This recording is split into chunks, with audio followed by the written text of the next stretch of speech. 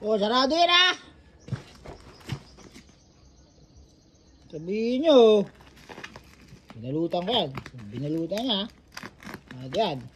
Oh, ano yan? Sabi sa'yo.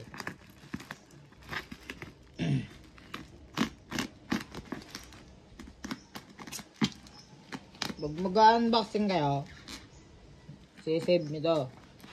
Huwag niyong winawaklat ng part na nandiyan yung delivery kasi halimbawa mga nagkaloko-loko yan, hindi malinis pag nag-return kayo. Ang sakali nung ibig ko sabihin, kunin niyo yung parting yan, save niyo yan. Natan nyo para labang kayo seller. O yan na, kukunin nyo yung part na yan. Depende na kung anong tape nyo, papay nyo, kung pwede nang ulatin yan. Walang kayo ng matalas na cutter. Cutter na to, libre lang yan sa pag bumili ka ng carbon sticker. Kasama na yan dyan. Check yung ganyan matagal talaga. Depende ka sa pagkakabalot ni seller yan Ingatan nyo lang mga bata. Only professional do this Ingatan nyo. Professional. Huwag niyong gagawin to sa bahay. Mga bata kailangan may gabay ng nakatatanda. Kumuha kayo ng senior.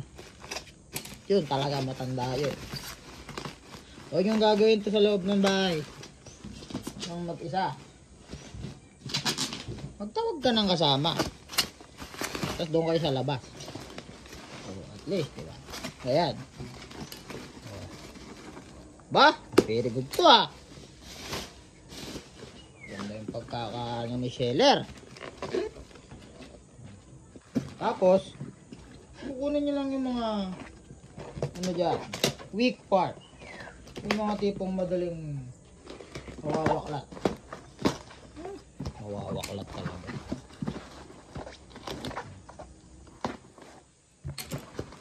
Oop! Ayan na mga kaibigan. Alright!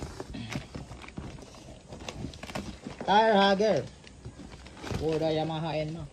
Yan ang laman. Yan. Check natin. May tornilyo. May pinaglumaang pinagkabitan ng tape. Magaling nag-iisip yung seller. Nag-iisip. Kasi itong part na to, ito yung may part na ikakabit mo yun sa dun sa may gulong. Kailangan nakabuka yan. Kung nag-deliver mo tapos nabingkong yan, mag-iisip. Matalino yung seller.